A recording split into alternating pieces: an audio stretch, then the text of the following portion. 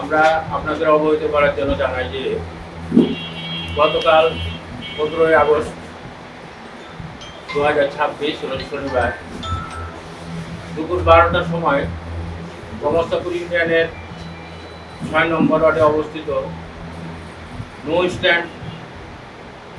Stand মোড়ে গমস্তাপুর থানার উদ্যোগে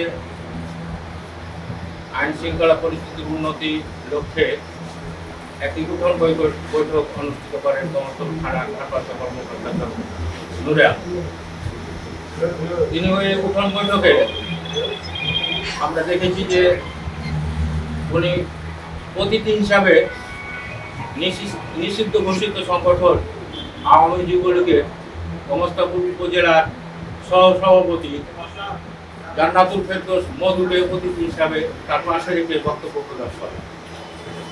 যেহেতু আওয়ামী সংগঠন নিষিদ্ধ, এ ধরনের নিষিদ্ধ ঘোষিত সংগঠনের একজন নেতাকে নিয়ে বৈঠক অনুষ্ঠিত করায় আমরা সমস্ত ইউনিয়ন বিএনপি সহ উপজেলা বিএনপির পক্ষ থেকে তীব্র প্রতিবাদ জানাই।